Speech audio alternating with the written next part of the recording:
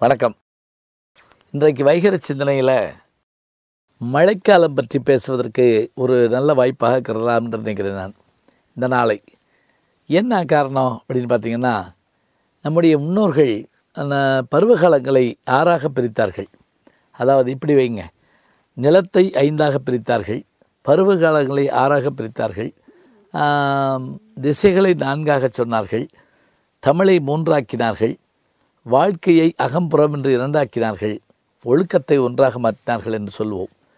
இதில் இந்த பருவங்கள் 6 என்ன?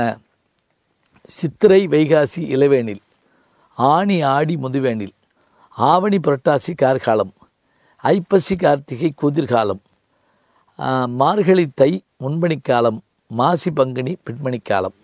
இந்த 6 பருவங்களில் 12 மாதங்கள் சொல்லப்படுகின்றன. இதில் இந்த மழைக்காலத்தை பற்றி சொல்கிற போது ஆவணி புரட்டாசி மழைக்காலம் கார்காலம்னு நம்ம சொல்கிறோம். ஆனால் ஆடி மாதம் வந்த உடனேயே காற்று காலம் நமக்கு ஆரம்பிக்குது. அதாவது இளவேனில் முதுவேலில் முடிஞ்ச உடனே பெரும் காற்று சூறைக்காற்றோடு தொடங்குது. இந்த வெயில் நல்லா அடித்தாத்தான் காற்று நல்லா வரும், காற்று நல்லா அடித்தாத்தான் மழை நல்லா வரும். மழை வருகின்ற அந்த காலங்களை நம்முடைய முன்னோர்கள் முன்கூட்டியே புரிந்து கொண்டு ஆடிப்பட்டம் தேடி விதை அப்படின்னாங்க. ஆடிப்பட்டம் தேடி விதைன்னு என்ன?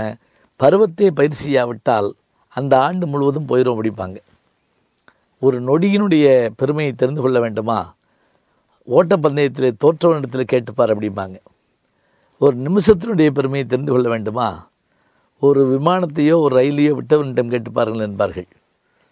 ஒரு நாளினுடைய பெருமையை தெரிந்து கொள்ள வேண்டுமா என்றால் அதற்கு சில உவமைகள் சொல்வதுண்டு. அதுபோல் ஒரு வருடத்தினுடைய அருமையை தெரிந்து கொள்ள வேண்டுமா? இந்த பருவத்தை பயிர் செய்யாத விவசாயத்தை கேட்டு பார்த்து தெரியும். கொஞ்சம் தவறி போச்சுன்னா அடுத்த வருஷம்தான் திரும்பி நம்ம பண்ண முடியும். அப்போ மழையை பற்றி பார்க்குற போது அந்த மழை நமக்கு 2ஆக இருக்குது. அதாவது தென்மேற்கு பருவக்காற்று நமக்கு மழையை தருகிறது, வடகிழக்கு பருவக்காற்று நமக்கு மழையை தருகிறது. இந்த முதல் மழை பெய்கிற இந்த காலத்தில் தான் முதல் விவசாயம் தொடங்குகிறது. இந்த ஆண்டு சொல்லி வைத்தாற் போல் சரியாக மழைகள் பெய்து கொண்டிருக்கின்றன. எங்கே அப்படின்னு பார்த்தா மேற்கையும் பெய்யுது, கர்நாடக பகுதியிலும் பெய்யுது. மழை வரப்போதுங்கிற விஷயத்தை நம்ம நாட்டில் எப்படி உயிரினங்கள் தெரிந்து கொள்கின்றன என்பதை பற்றி முக்கூடர் பள்ளி என்கின்ற ஒரு நூலில் என்னாயினார் என்ற ஒரு புலவர் பாடியிருக்கிறார். அதாவது மழை வரப்போதுங்கிற விஷயம் எப்படி தெரியுமா அப்படின்னா, எங்கே பார்த்தாலும் காற்று சுற்றி சுற்றி அடிக்குமா, தவளைகள் விடாது ரீங்காரம் செய்யுமா, நண்டு தன்னுடைய வலையினுடைய இதை அப்படி உயர்த்துமா, இதெல்லாம் இருந்தால் பறவைகள் எல்லாம் பாடுமா.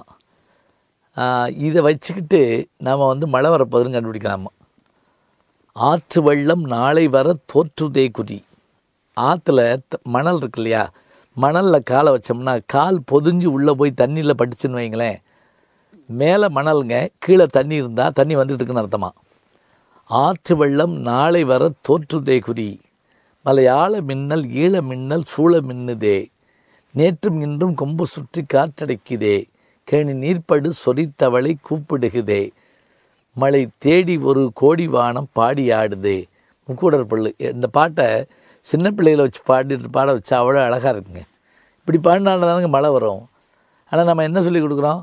ரெயின் ரெயின் கோ அவே அப்படின்னு சொல்லி கொடுக்குறோம். இந்த பாட்டு யாருக்காக பாடுறது? விடாது மழை பெய்கிறதுல ஜானி வெளியே விளையாட வரணும்னு நினைக்கிறான். ஆனால் ஒவ்வொரு வட்டமும் மழை வந்துடுது, அவன் உள்ளே ஓடி போயிடுறான். மழையை போயிட்டு வா ஜானி விளையாடட்டும்னு மேல்நாட்டில் எழுதின பாட்டு. அதை போய் நம்ம ஜானி ரெயின் ரெயின் கோவேன்னு பாடலாமா? இந்த பாட்டை பாடணுங்க. மழை தேடி ஒரு கோடி வானம் பாடி ஆடுதே என்று சொன்னால் இந்த மழைக்காலம் சரியாக இருந்தால்தான் ஆண்டவருடைய பாசுரத்தை சொல்கிறது போல, ஆழி மழைக்கண்ணா ஒன்று நீ கைகரவேல் ஆழியில் புக்கு முகர்ந்து கொண்டு ஆர்த்தேரி ஊழி முதல்வன் உருவம்போல் மெய்கருத்து பாழியாமன் என்ற திருமணாவன் கையில் ஆழிபோல் மின்னி வளம்புரி போல் நின்றிருந்து தாளாதே சார்ங்கம் உதைத்த சரமலை போல் வாழ உலகினில் பெய்திடாய் நாங்களும் மார்கழி நீராட மகிழ்ந்தேலோர் எம்பாவா என்று சொல்வது போல மழை பெய்கின்ற காட்சி சொல்லப்படுகின்றது. மழைக்காலம் தொடங்குகிறது. நிலம் ஈரமாகட்டும், வயல்கள் விளையட்டும், எங்கும் செல்வம் செழிக்கட்டும், பிணி பசி போன்றவை ஒளியட்டும், நாடு செழிக்கட்டும்.